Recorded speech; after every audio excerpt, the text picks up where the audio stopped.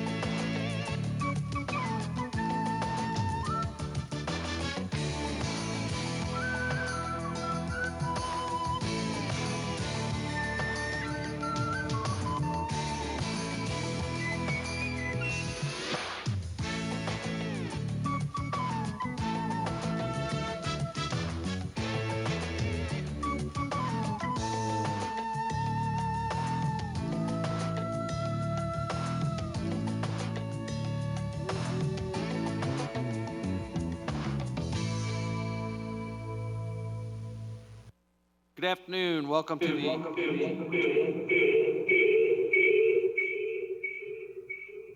the April 20th Valley View School Board meeting.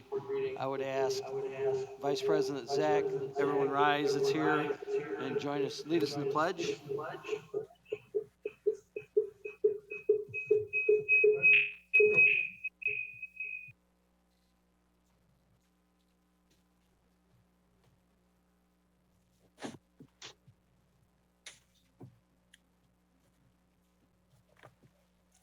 Here.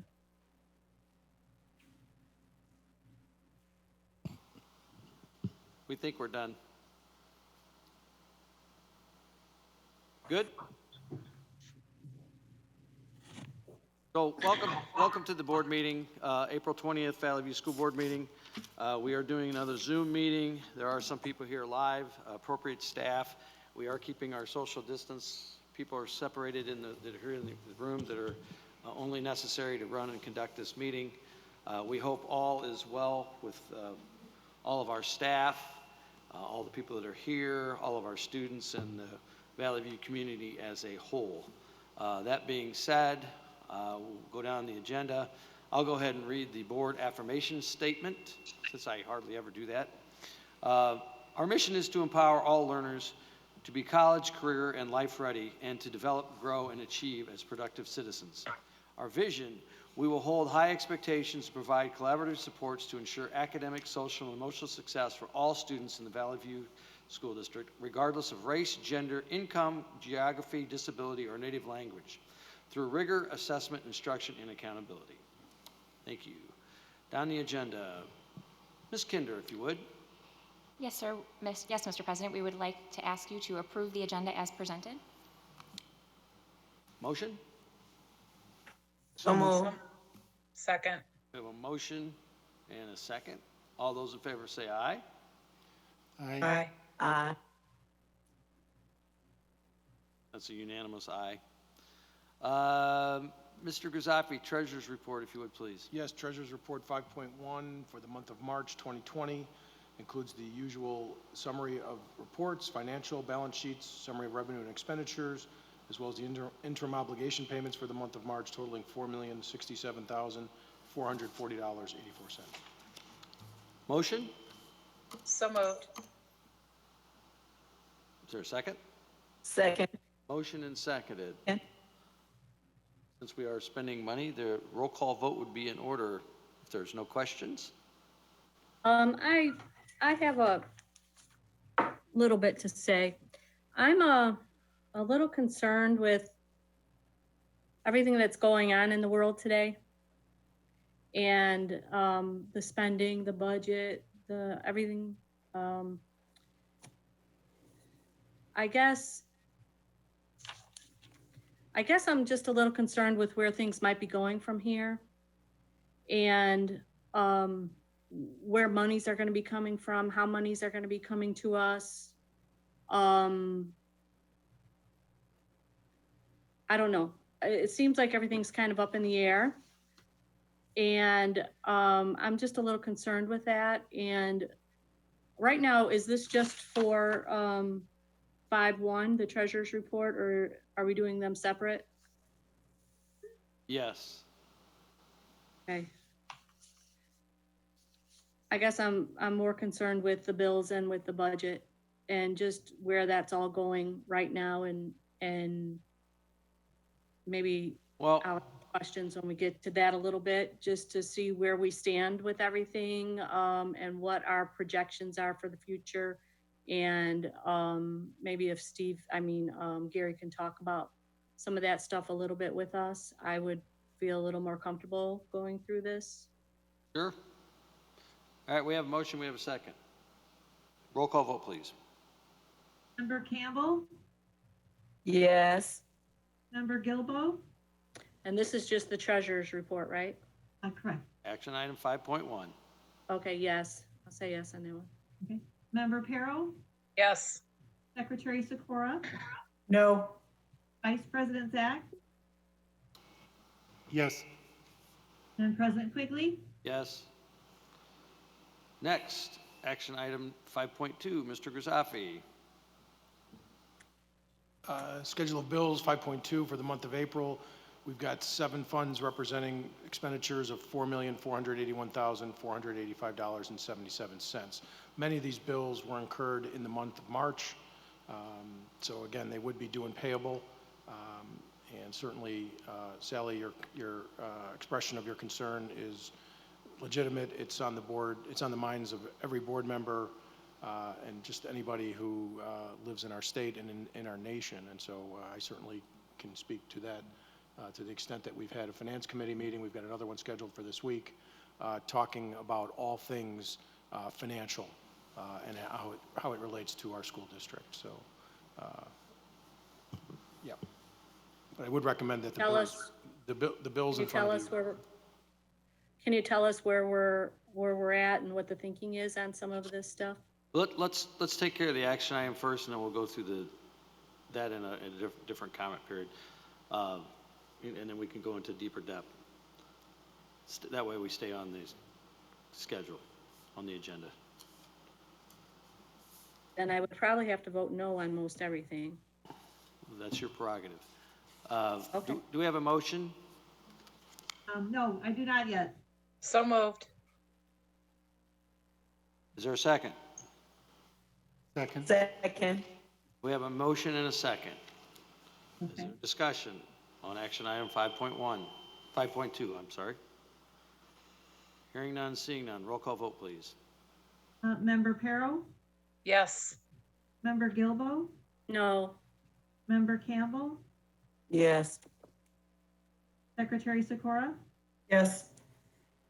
Vice President Zach, Yes. President Quigley. Yes.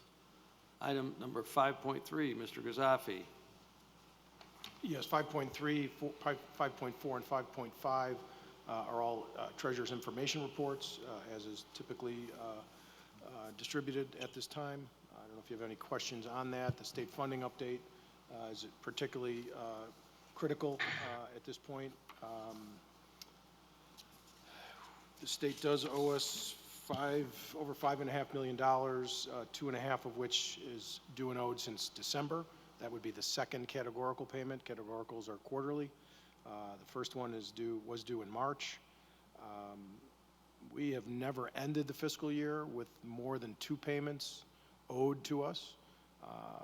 The commitment by the governor, at least as recently as late March, was that all funds promised to school districts will be paid.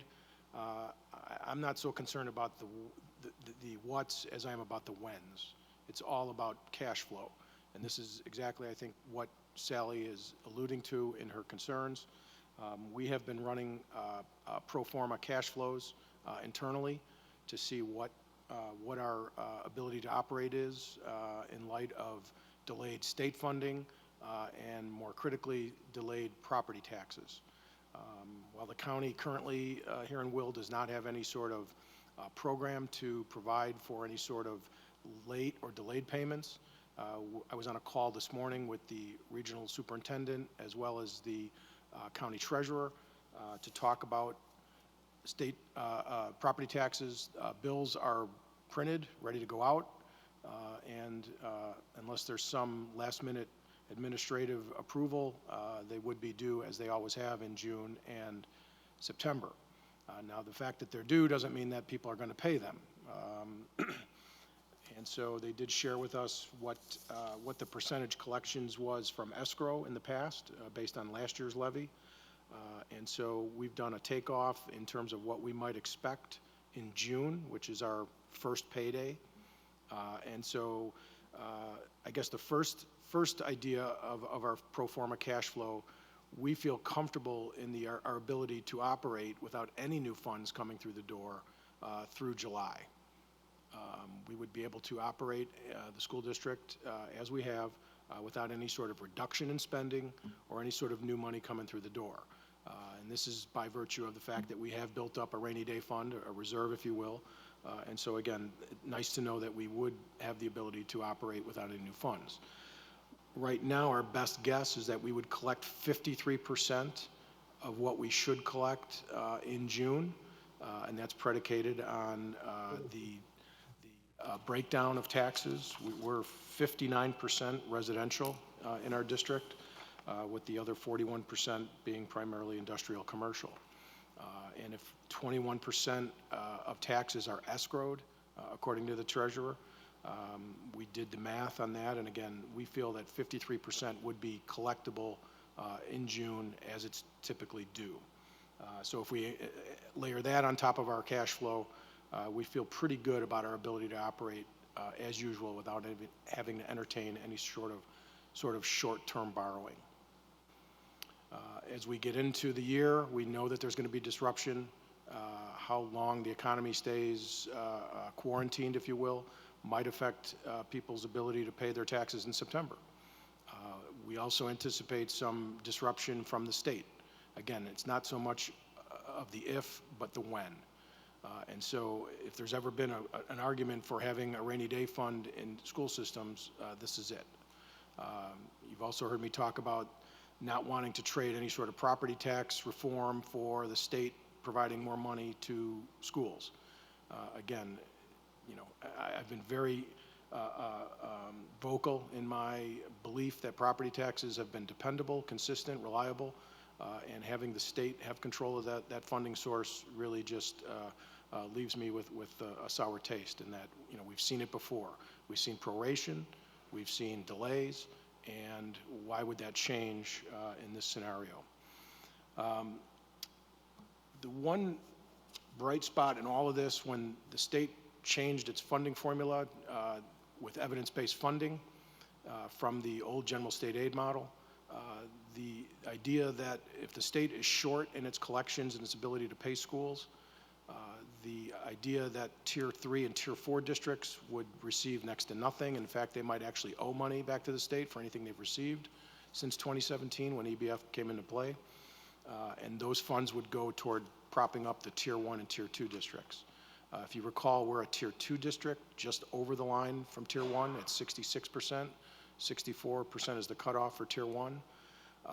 The other component is that rather than being a straight percentage proration, it would be $1 per child proration across the board. And so to give you some context as to what that means is if a district receives $400,000 in state funding and Valley View receives $40 million in state funding, and the state decides to prorate funding by 10%, the district with $400,000 receives less $40,000. Valley View would receive $4 million less in that example. Well, that's not going to be the case because when they redid the formula, they recognized how regressive the proration was for those districts who received the most amount of state funding and how much it hurt their ability to support students. So rather than that percentage basis, it's $1 per child basis, and we shouldn't see the dramatic impact it would have on us as it has in the past in terms of state proration. So all that being said, I guess the question really is, yes, there's going to be some disruption, there's going to be some pain. We recognize that, we're working through that. The rules, the information is changing hourly, and we're doing our best to stay ahead of that. I have been on more webinars and seminars than I care to imagine. It's like drinking from a fire hose, but you just try to glean as much as you can, again, to try to stay informed and stay out ahead of this. Again, your concern is valid, and Vic and JT and Steve, to a lesser extent, have been involved in discussions about what our budget looks like going forward. We'll be convening our finance committee more frequently, again, just to try to stay ahead of all that's happening. Thank you, Gary. And to close his comment, a couple, 3 weeks ago, I asked Vic and JT to sit down with Gary and start having this conversation because we didn't know what we were going to be facing, and we don't know what we're going to be facing in the financial realm and our expectations from the state and the federal government, all those things that are going to occur, and we're just in the background waiting to see what the marching orders are, basically. But what we can do is we can plan for best case, worst case scenario situations, and that's what we're going to do.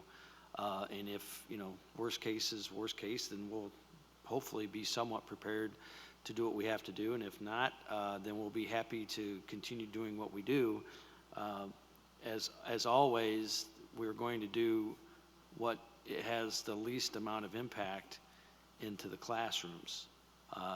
And we honestly, I don't think there's anybody in this room or on the line who can say they know we're going to be back in school in September, because they talk about this thing having 2 spikes. We don't know.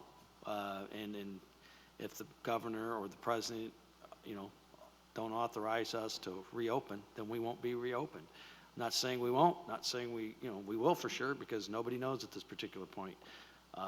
But I think it was very prudent for us to get out in front of this, and Gary's going to be looking at numbers, and these are hard numbers, folks. These are numbers where people may get laid off. We don't want to go down that path, of course. We don't know what we're going to do. We feel I pay taxes like everybody else here pays taxes. It was good to find out that at least 53% of the revenues would be coming in the short term. We don't know what the corporations are going to do. Are they going to pay their corporate taxes? Are they going to ask for, what do they call it, Gary? Are they going to ask for some sort of reduction? We really don't know, but I would commend the staff, and Gary in particular, and your immediate staff, Gary, for trying to stay on top of this. And Vic, I know you and JT have spent a lot of time talking about this with Gary and to each other, and when we get to some place where we can report out and say, here's some scenarios and here's where we are at a point in time. So that's kind of what's on everybody's mind, I think. We've made the transition over to the online learning, and I think Rachel will give us a little bit ahead, what's going on there later in the meeting. But on the financial stage right now, Yeah, the state owes us 5 million, but they've owed us as much as 14, and we weathered that storm. So we're not there yet. We are saving money on things that we, of course, never would have thought we would have saved money on. We're not spending as much money on electricity. We're not spending much money on gas. So there are some savings being done, but there's also some heavy-duty expenditures too, that we're just obligated to pay, and we've been told by the governor to keep our doors not the doors open, but keep operating like we are fully employed and fully staffed, and that's what we're doing until the end of the school year, and then at that point in time, we'll do what we normally do there. So we're just kind of, trying to, as Gary said, take in as much information as possible, process it, see what it means to us, and then implement what we think is the best policies for the Valley View. And again, Gary, thank you for your time and efforts. And I never thought I'd be on as many phone calls as I've been on between my personal, private, and school board or public, life, whatever. It's been amazing. So with that said, let's move down the agenda. Can I ask Gary to talk a little bit about the investments? Gary, how is that looking? Our investments really haven't changed all that much, other than the fact that anything that's maturing or any new money that's coming in is being kept very short. So the ability to have it available to us, liquid, if you will. In talking with a couple of our investment advisors, the belief is that we might be able to liquidate some of our longer-term investments without penalty. I think they recognize the plight that faces municipalities, school districts, what have you, but that's going to be on a case-by-case basis. But for the most part, again, investments weren't generating a whole lot of interest. We were lucky to get 1.5% on a good investment. We're seeing that interest rate obviously drop as each day marches on. But for the most part, all of our assets, all of our investments are indeed collateralized or insured. Thank you, Gary. Any other questions? Just so the public knows, I think many of us, poor Gary, I got him today with at least 6 or 7 questions about, how are we getting these yearbooks out to kids? How are we paying back the parents who have paid for certain sports? And Gary answers those a lot of times ahead of time so that we're aware of what the answers are. And so I really appreciate him going forth with that and doing that for us, because we all have a lot of questions as to what's going to happen and what's going to happen yet this year. What gets paid, what doesn't get paid, as far as, we don't pay for gas because we're not running buses, but we have to pay for some other things that the state says we have to. So I give him a lot of credit, because not only is he listening to the web things he's listening to, but he's answering all of our questions too. So thank you. And just so everyone knows, that definitely is an ongoing conversation, and as it relates to fees or refunds and a lot of those related questions, those are conversations that we have not finalized yet, but we definitely will be communicating. We have gotten a lot of parent questions and things of that matter.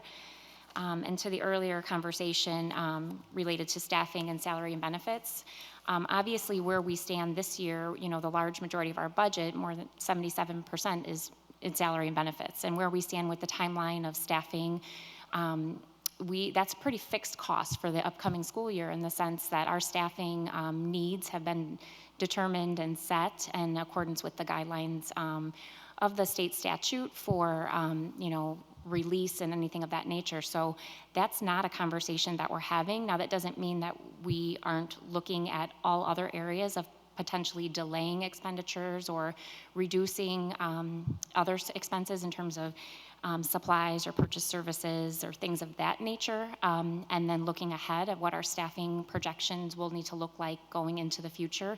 But right now, that process is not one that's open due to the timelines that are established by the state, and that's a very fixed cost, and that's the large majority of our budget. So I just wanted to kind of emphasize those 2 points. I was wondering if you had discussed the summer school. Yeah. I know right now, in our packet here, we're going to be voting on whether to hire people for summer school. I know education's very important. I know a lot of that's up in the air, but cost-wise, I'm also looking at it in that respect as well. And will it be e-learning as well? And are there any decisions that we need to make in that respect? If it's not with the teachers themselves, do we want to continue the e-learning in the summer? Or do we want to hold off on that and save dollars that could be used for the next school year that would be possibly more, I hate to say it, but I would quality when the teachers are with the students themselves instead of doing the e-learning. I know e-learning is doing what it's supposed to be doing right now, but it's nothing like if the kids were actually with their teachers. So Rachel, Ms. Kinder, have there been any discussions regarding that? Yeah, those are all great questions, and we certainly agree that not being able to be with our students is less than ideal. Obviously, we want our kids with us, and we know we can do our best work in supporting their success when they're with us. That we are discussing all of those questions that you just raised right now. There's still a lot of unknown variables in terms of if we will be able to have any on-site gathering, so to speak, for summer learning. So at this point, we're kind of planning a couple different contingency plans for continuation of remote learning for some learners, as well as the opportunity to get some academic support or make sure students are on track. ESY, for example, our extended school year for a percentage of our students with IEPs who would have considerable regression over the summer, that's still a required component of their services. So we will have to figure out, if not in person, what the guidance allows us to do in terms of remote or other options to provide that service for those learners. Likewise, we're waiting on guidance from ISB regarding transition back to on-site learning, as well as transition back in the fall. And so we are developing contingency plans for what that could look like. We find ourselves in a very challenging position where we are very much aware of the financial realities and the limited resources that we're working with. At the same time, we're aware of the significant impact that this time away from our kids is going to have on them. So not only will we be worried about summer slide, we are going to be worried about this compounded gap in servicing them, and not just academically, but as social emotionally. So we're going to have a lot of options in place. Continuation of remote learning for some learners will be one option for sure. And then we'll look at other potentials based on what we can safely do and what we have the resources to provide. But we will be required to have some type of transition back. And if that can't happen in the summer, it may happen with an earlier school year start for some students, like a bridge of sorts. It may happen with other types of supports being added for students when they return in the fall. Dependent on what they need when they're coming back to us. So it's a fine balance of being fiscally ensuring we're fiscally responsible, but also ensuring that we're servicing our students to the fullest extent. And so one of the things we're doing right now with federal funds is we've rewritten a lot of those portions of those grants to redirect funds to direct instructional supports. Limiting or completely restricting conference attendance, for example, and we're not spending money on sub-costs right now for in-person trainings, and we're completely shifting that model so that we can put more funds there. We have also been given a preliminary allocation for additional federal funding through the CARES Act of $2.75 million, and that's specifically to support the technology infrastructure for remote learning, but also to support those gaps in learning and the transition that must occur. And those federal dollars are earmarked for that specifically, and so that will have to be directly for student supports, and so that's a good thing.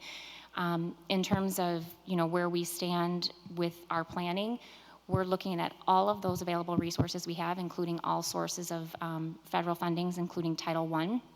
And because of the demographics in our district with a high percentage of free and reduced lunch students, we do receive a greater allocation than a lot of districts, so that will be a benefit to be able to apply those resources and still look at areas where we can cut back to divert supports to our students in a way that will ensure that we can ensure that they have some continuity in their learning and can transition back fully.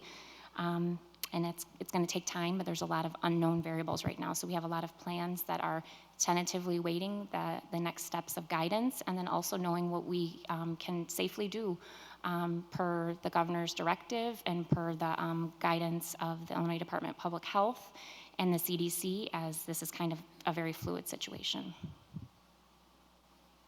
Thank you, Rachel. Moving down the agenda. We are at consent agenda items. Yes, sir. One Board second. minutes. Yes, okay. Give me 1 second. Did we vote on the other? Those were I don't just think we voted. information. Those were just information. 5.4 and 5.5 were just information. Those are just information. So that brings us to consent agenda items. We're seeking approval on item 6.1, approval of board meeting minutes, March 23rd, 2020, and item 6.2, gift to Jane Addams Middle School. Motion? So moved. Second. Motion and seconded. Who seconded that? Vic, Okay, got it. any questions? Roll call vote, please. Member Gilbo, Yes. Member Perro, Yes. Member Campbell. Okay, unmute yourself. Member Campbell, Yes. Secretary Sikora, Yes. Vice President Zach, Yes. and President Quigley. Yes. Audience participation. Is there anybody in the audience who wishes to address the board? Hearing none, seeing none. If you're watching this on TV and you have questions, feel free to email anybody that's on the board or our appropriate staff, and they will try to answer your questions. Thank you. Moving down the agenda, student due process case. Ms. Kinder, Yes, we are seeking your approval on item 8.1, student due process case A. is there a motion? So moved. Second. Motion and seconded. Is there any discussion? Hearing none, seeing none. A roll call vote would be in Member order. Campbell, Yes. Member Perro, Yes. Member Gilbo, Yes. Secretary Sikora, Yes. Vice President Zach, Yes. and President Quigley. Yes. Action item reports, the 2025-year bus lease. This was discussed in depth at the last board meeting, correct, Mr. That's correct. Giuseppe? Gary, if you would proceed, please. Yes, this is a recommendation to approve Resolution 2017 for 59 school buses to replace the expiring lease, which runs through June 30th of this year. These are updated 2020 and 2021 school buses of various capacity, as listed in the information or the action report. Also included are two-way radio systems, AV recording systems, GPS and inspection systems, and the special ed buses also will be included or equipped with air conditioning. And so we are recommending approval of the resolution as presented. So moved. Second. Motion and seconded. Is there any discussion? Yeah, I have some questions. So we don't have a contract with them yet, and this would be our contract. And I hate to do what ifs, but is there anything in there that says if we start the school year late, or if we don't need it over the summer, or anything like that, where we won't have to pay the lease or the insurance or any other costs until that time? There would be savings on any sort of operational cost, fuel and such, but in terms of trying to time this to coincide exactly with the start of the school year, I don't think that they would go for anything quite like that. The idea is they've probably got the buses that are being turned back pre-sold to another customer client, and so they're trying to maintain their flow of vehicles as well to get them into the queue for the build on the assembly line. And so again, it's pretty difficult to try to time these things. I mean, everybody wants their buses when they want them, and not knowing when we're going to return, if we're going to return, I would rather know that we have them ready to go rather than trying to delay for the start of school, whenever that might be. Yeah, these deliveries aren't coming until the end of summer anyway, correct? Or late summer? They should start to come right in after June 30th, yeah, Yeah. early part of July and Middle stagger summer, in, yep. yeah. We have a motion, we have, Insurance. How about with the insurance? Have we checked into that at all? oh, you insure them. Not gonna be driving them? Yeah, I mean, the insurance typically runs with the school year in terms of mileage, but again, we are running them, test driving them, making sure that obviously that they function the way they should. You know, I don't know, typically it's a 12-month policy, even though they know schools generally operate for 10 months. So, you know, again, we need to have them insured the day we get them. You know, if something were to happen, there was a fire, a tornado, a flood, something like that, you definitely want to make sure that they're insured. Yeah, I was just thinking of the reduced mileage that's gonna be on them. Does it go by mileage at all, by any chance? Typically not. It's I forget what they call it. It's like a fleet policy. So all of our vehicles under one umbrella. So whether our maintenance vehicles, our driver's ed cars, all of that.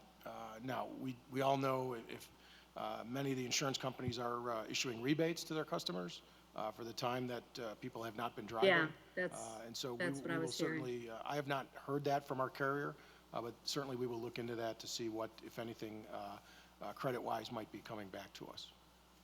Yeah, I would like that, thanks. Sure. We have a motion, we have a second. Any further discussion? If not, roll call vote, please. Member Campbell, Yes. Member Gilbo, Yes, Member Carroll, Yes. Secretary Sikora, Yes. Vice President Zach, Yes. President Quigley. Yes. Second action is to approve the purchase of tablet devices for our pre-K through first grade students throughout the district. I believe a lot of this information was disseminated to you from Rachel and outlining how it was going to be paid, how it was going to be used, and so forth. So I don't know if there was any additional questions, but I think we have really kind of beat people to the door, so to speak, in terms of being able to procure these devices for our youngest learners at a time when everybody is scrambling to provide such devices. And so, again, I feel pretty good about the idea that we're able to get these in time to see the school year extended from a remote learning perspective. So I would recommend the approval of the purchase of 2,900 Acer Chromebook tablets and associated peripherals from CDWG in the amount of $733,872.94. Motion? So moved. Second. Second. Motion and seconded. Is there any discussion? yeah, I just wanna double check with Rachel. You were saying that this is paid for by the grants that we're receiving? Is that correct? That is the plan. We have not received that allocation yet. We do have the preliminary allocation that's been given to us, so this is a perfect need to fill with some of that money, some of that funding. So it's definitely an important decision because we need our students to have equitable access, especially now that we know that this is going to be for the remainder of the year and for many students throughout the summer. So the federal CARES Act money is intended for this purpose, and we believe that's a good use of a portion of the funds. Could you answer a question for me? With our e-learning that's going on right now, we take attendance for that, correct? We sure do every day. Mm-hmm. And how's that looking? It's looking really great. We have a lot of great support team working behind the scenes when students are not engaging or not, checking in and making progress on their work. So for just getting started, 7 or 8 days into remote learning, all of our buildings are running between in the 80 to 90% of students attending, meaning they're checking in, and what they're doing when they're checking in, that's what we're working on next to ensure that they're fully engaging in the learning. You got to do more than just, check in every day by noon. That's the first step. And then the second step is that they're actually engaging. And so our teachers and support staff are working very hard, contacting students personally, families personally. And so for just getting started, I think we're doing great at about 85 to 90% attendance for most buildings. And we check it on a daily basis. And then the preschool and the kindergarten, do we Are we able to track attendance with them right now? Yeah, for our elementary students, so for EC in elementary, so early childhood through fifth grade, we use a platform called Seesaw. And so their attendance is done by them engaging with the check-in. And basically, the teacher does a morning meeting and a check-in. And how the student engages with that, then the teacher knows that they're there. And we also have a lot of other ways for the teachers to know that they're engaging. And then the teachers enter attendance.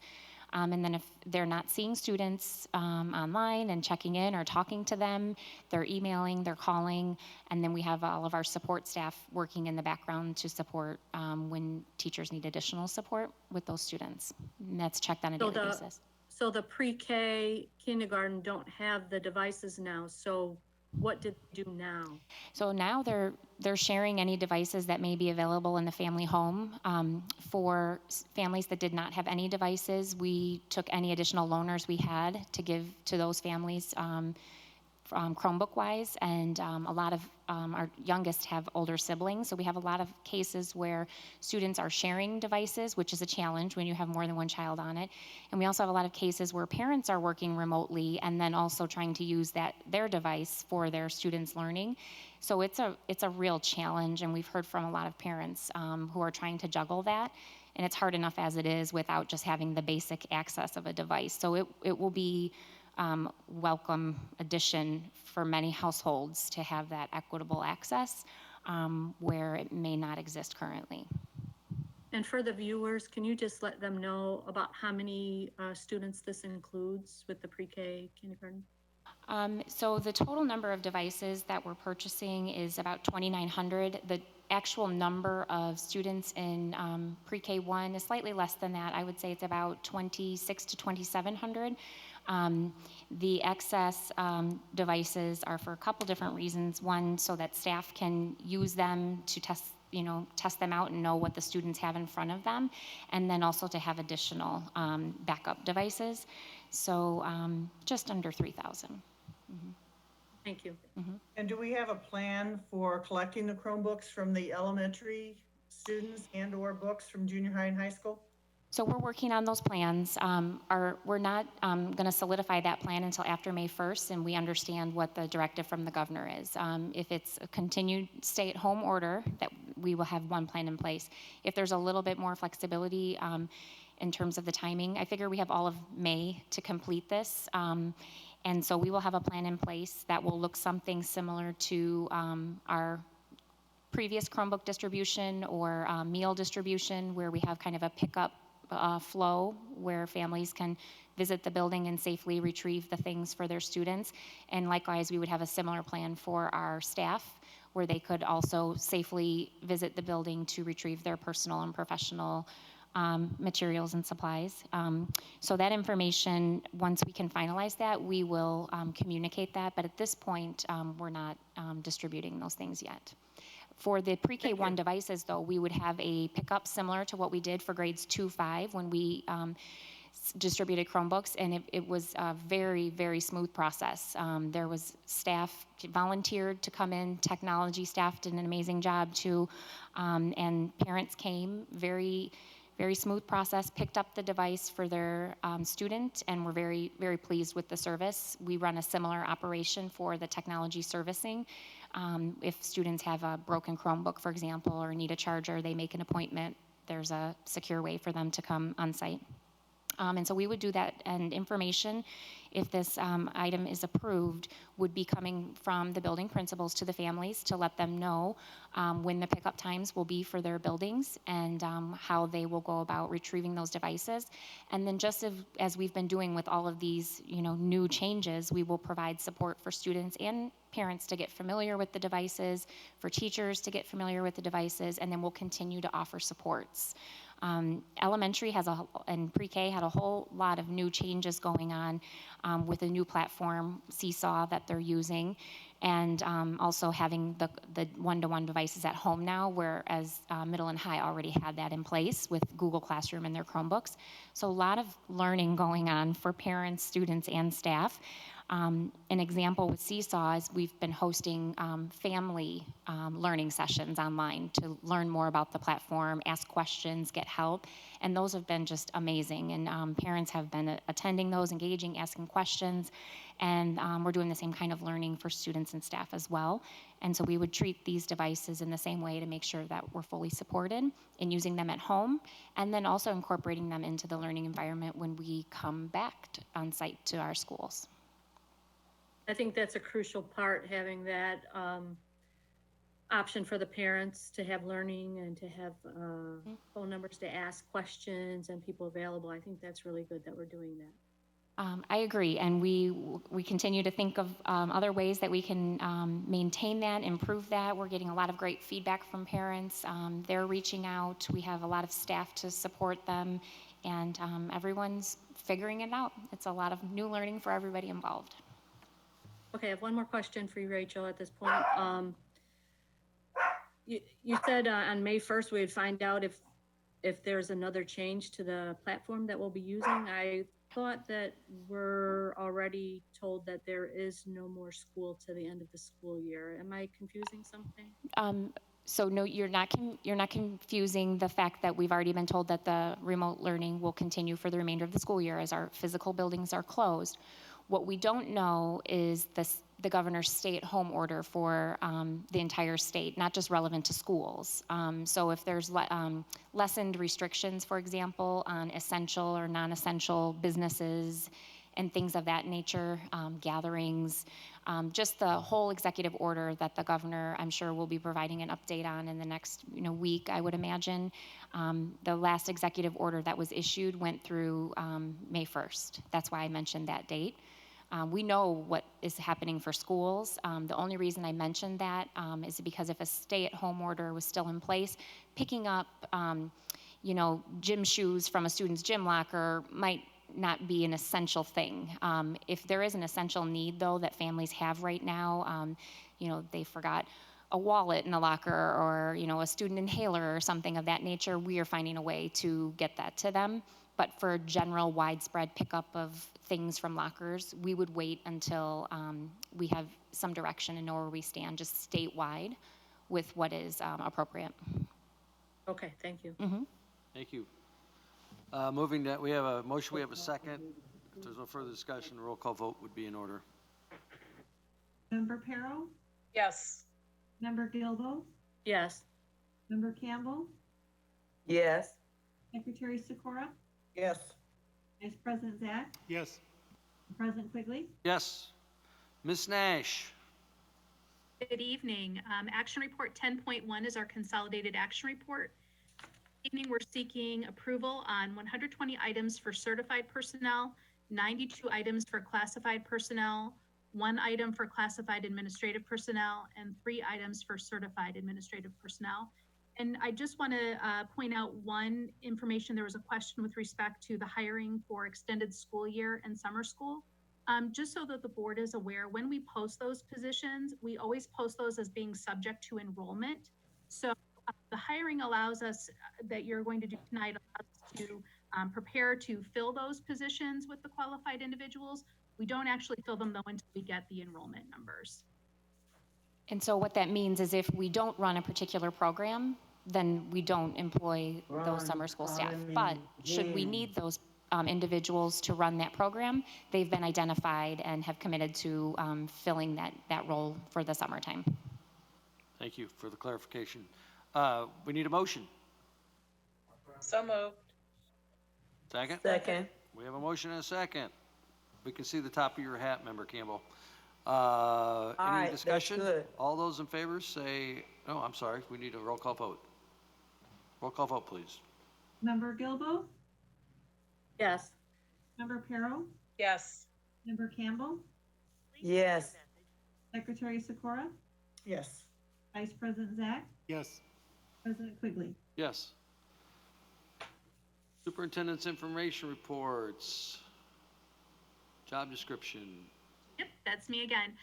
Information report 11.1 is a revised job description for intervention and enrichment coordinators. This description was approved back in 2018. There are currently approximately 24 intervention and enrichment coordinators currently in the district, in the elementary buildings as well as in one middle school.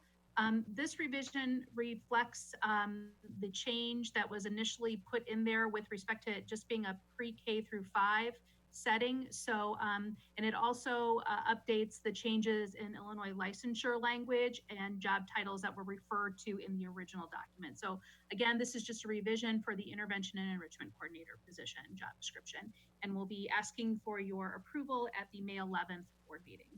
Thank Does you. that mean that there's going to be additional, oh, where'd my computer go?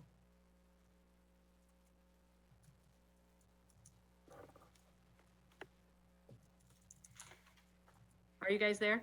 Yes, this is an information item. I know, I just lost something on my computer, but I guess you can hear me. So, does that mean that we would be hiring an additional or more than one additional person for the upper levels? Since that was pre-K through 5, does that mean, and we have a person for pre-K through 5, does that mean we're gonna have another person to, also in addition at the middle school level and the high school level? Is that why we're changing this? It Yeah, would ours- allow for us to do so, and I'm sorry, if Mrs. King would like to interject, that's fine. Again, this is just the job description. This does not discuss allocation. I don't know if Rachel, if you want to speak to the additional question. Right, I was gonna say that first point, this is, you're approving the job description. Our staffing and allocations process did allow for shifting of some current resources to allow for the addition of an intervention enrichment coordinator.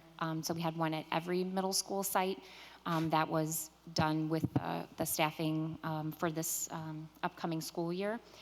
So that is the projected plan, but again, this item is related to just updating the job description, which is already in place to the tune of, how many, did you say, Judy, 20? 24.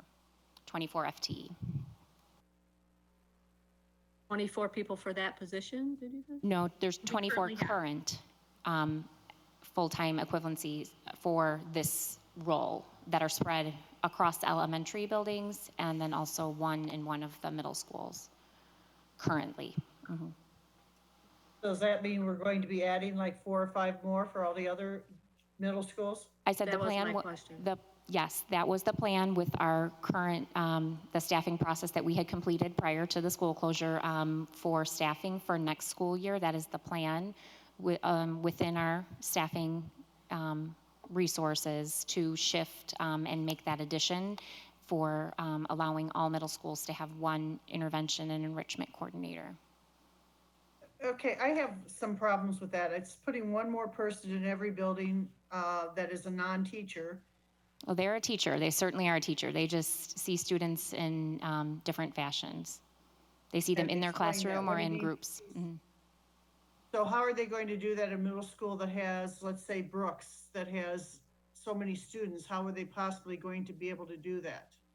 So, and that's a really good point. You know, based on the size of Brooks, one interventionist for a building of that population is certainly not sufficient, but it's better than nothing.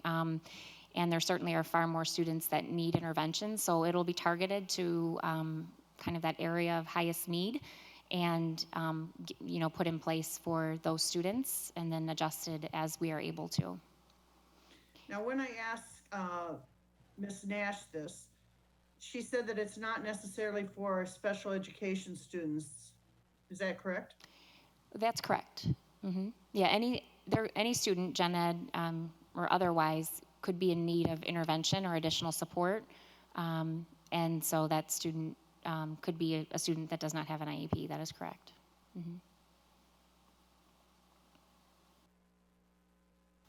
All right. Next, board policies. Rachel? Yes, thank you. Information report 11.2, we are bringing some policy revisions as recommended by the Illinois Association of School Board Policy Reference Service Press, and these have also been reviewed and being presented by our board attorneys. The attached policies are revised and presented for first reading. Under Operational Services, Policy 470, Resource Conservation. Policy 4130, Free and Reduced Price Food Services. Under Instruction, Policy 6130, Program for the Gifted. Under Students, 7170, Vandalism, and Policy 7300, Extracurricular Athletics. Next, the percussion equipment. If there's any questions, read the policies and get back to Rachel. Okay, this is also an information report for the purchase of adoption of percussion equipment. The report includes the instruments, including the linked quote, a summary of the background and rationale for the selection, as well as the recommendation for purchase. This essentially is to support the growing percussion program, is based on enrollment in our schools, middle and high school. And the courses that were, previously were introduced in the 2012 school year continue to grow. We have some very strong music program all around, and we certainly have strong percussion program. And so district-wide, there is a need to have more instruments to support this growing program. And so a team worked for a long time on identifying what these needs are and coming up with a proposal, and I'm just sharing that for information. If you have any questions, you can contact me, and if I don't have the answers, I can certainly get the answers for you and go forward from there. Thank you. Legal Services report, Mr. O'Driscoll. I would like to Oh, just say something about the percussion. I know at Romeoville High School, the percussion program is top notch and everybody enjoys it so much. And Mr. Hill is one of the main teachers that teaches that, and it's his passion. He loves it, and he's very good at it, and even does it when he's not at school, at the Bulls Stadium. And he does a great job. Rachel, I don't know, you said if you had any questions, we could ask later, but I was just wondering about funding for that, where that funding is coming from. And even though it's the most awesome program that's run, and I know they want to extend it, I am still concerned about funding just during these times. Do you happen to know what that is right now? The source or the amount? Yeah. So it was local funds, and obviously when this was budgeted for in the current year budget with local funds, and when it was researched and recommended, this was definitely prior to the financial situation that we are undergoing now. So the payment of approximately $119,000 is in this current school year budget in the 2021 fiscal year, and the source is local funds. Thank you. Legal Services report. No report. Thank you. Any questions from the public on actions we have taken today? Seeing none, hearing none. Announcements by the board. Let's go with, on my right in the screen is Diane, and we'll just go across. You guys can see each other, I guess, in the same batting order. No announcements. Thank you. Deb? You shook your head. No, I'll take that. Sally? Yeah, I just, again, want to say to everybody, I hope everybody is doing well. You're enjoying your families as much as you can, and staying safe and learning as much as you can while you're not in school. Member Campbell? Just praying that all is well and that God continue to watch over us and keep a state of Illinois, Valley View in particular, and then this whole nation. Mr. Zach? Just to mention that the Valley View Enrichment Foundation was canceled, and it will be scheduled for later during the summer sometime. And wishing everybody to enjoy their children home from college, because eventually they will move on, my wife says. I really just want to thank all of our staff, professional staff, maintenance staff, our administrative staff, everybody that's kind of, I don't want to say like done something extraordinary. Everybody's doing something extraordinary because it's all different, and we're thinking out of the box. We're doing things differently. My comment more than anything is please be patient. This is not easy for anybody. You know, it is what it is. Every generation has something that marks in their history. 20 years ago, you had 9/11, so the people who were in that age bracket went through that. Now we have this. The people in my age generation had the Vietnam War. The people in that generation before that had World War II. There's always something. We will get through this. We will adapt. We will make the best of it, and we will move on. And we will learn from this and learn in different ways that we didn't think were possible. This is going to change the way education is delivered. There's no question in my mind about that. I don't know exactly what it's going to look like, and I know there's some people who probably have a pretty good idea, but I certainly don't.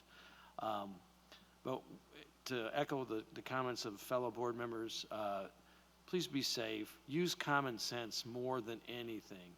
You know, if you are in that age bracket or have had health issues or have health issues, avoid people. It's that simple. Clean your hands, wear a mask.